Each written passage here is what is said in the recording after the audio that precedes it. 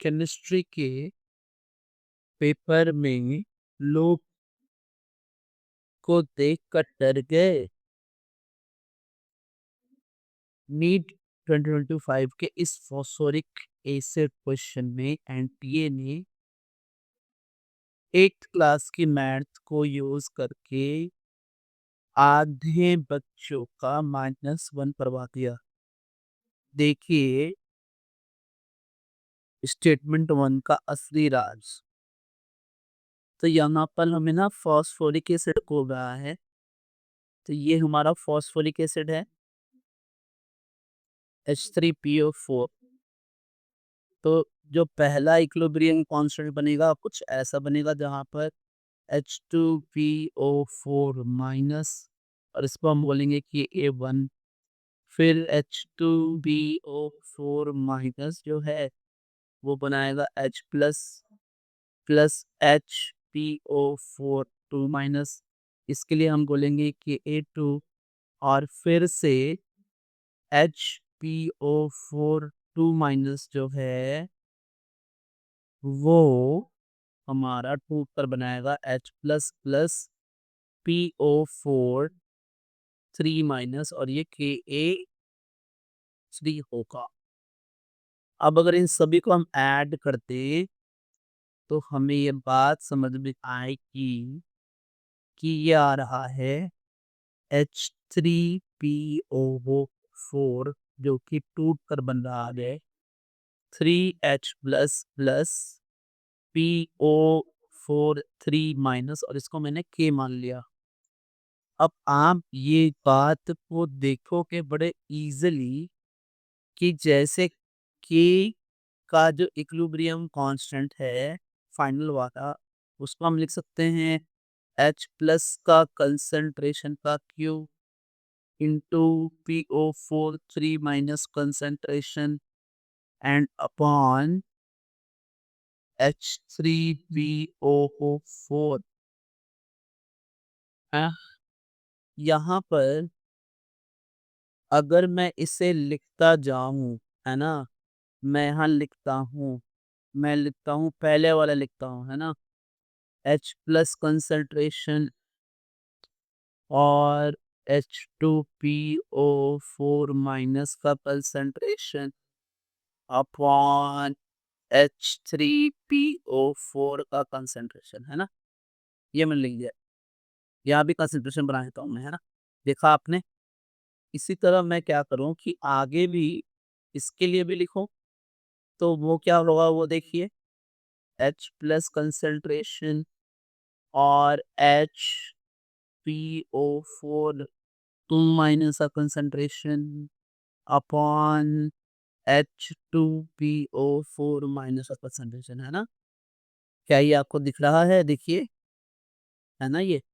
Okay, और इसी में मैं अगर मल्टीप्लाई कर दूं ये वाला भी लास्ट वाला भी Ka3 भी तो ये आएगा H प्लस कंसंट्रेशन और इंटू PO4 3 माइनस का कंसंट्रेशन अपॉन HPO4 2 माइनस का कंसंट्रेशन। तो आप देखेंगे क्या कि यहाँ कुछ चीजें ना कैंसल हो गई। क्या क्या कैंसल हुआ देखो, ये वाला मैं ऐसे कैंसिल करते नहीं है लेकिन ये वाला पार्ट यहाँ पर मैं हाईलाइट करके दिखाता हूँ। ये वाला पार्ट देखिए कैंसल होगा इस वाले पार्ट से और ये वाला पार्ट कैंसल हो जाएगा इस वाले पार्ट से और फाइनली जो बचेगा वो सिर्फ और सिर्फ ये बचेगा। ये वाला पार्ट बचेगा हमारा, है ना। उसको भी हाईलाइट ही कर देता हूँ मैं। तो फाइनली ये वाला पार्ट हमारा बचेगा, है ना, यही बचेगा पूरा।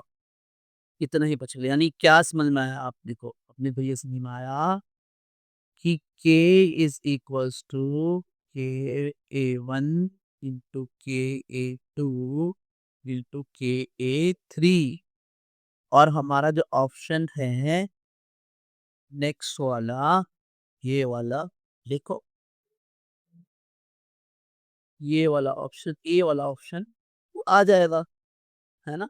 कैसे? लॉग लीजिए। सो लॉग के इज इक्वल्स टू लॉग के ए वन इंटू के ए टू इंटू के ए थ्री, और ये सब मिल करके क्या बनाएगा? ये बनाएगा लॉग के ए वन प्लस लॉग के ए टू प्लस लॉग के ए थ्री, है ना? क्या ये ठीक है? और ये आ गया हमारा। देख रहे हैं आप? क्या आपने ये बात देखी? ऑप्शन ए आ गया। अब आपको ये बात समझ में आएगी कि जैसे-जैसे हम पीछे की तरफ बढ़ते हैं, तो के ए 1 की वैल्यू सबसे बड़ी होगी, फिर के ए 2 की होगी और सबसे छोटी के ए 3 की होगी। द रीज़न इसका ये है कि जैसे-जैसे हम एक-एक प्रोटॉन निकालते हैं ना, तो जो अनायन है, वहाँ से एक प्रोटॉन निकालने में हमें ज़्यादा दिक्कत होती है। क्योंकि चार्जेज़ इंक्रीज़ कर रहे हैं ना, तो रिपल्शन बढ़ेगा चार्जेज़ का। ठीक है? यहाँ पे 1 माइनस है, यहाँ 2 माइनस है, यहाँ 3 माइनस है।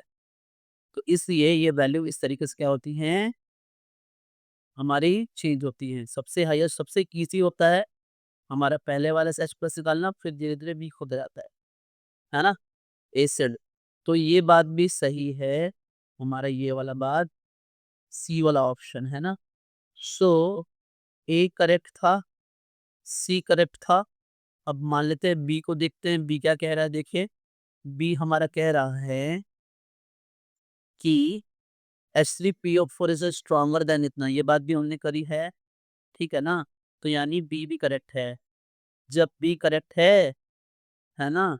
ए और सी करेक्ट, बी भी करेक्ट। तो अब बी जो है वो के ए1, के ए2 और के ए3 में रिलेशन बता रहा है। तो एक्चुअल रिलेशन तो हम निकाल चुके हैं, है ना? हमने तो रिलेशन निकाला है, तो रिलेशन तो ये होगा इन सभी में। तो डी वाला गलत है ना? डी रॉन्ग है। तो फिर आंसर क्या हुआ हमारा, देखिए। आंसर हुआ ए, बी, सी होल डी। तो final answer is B. So final answer is, final answer is B. है ना स्टूडेंट्स? तो ये इतना था। Thanks, subscribe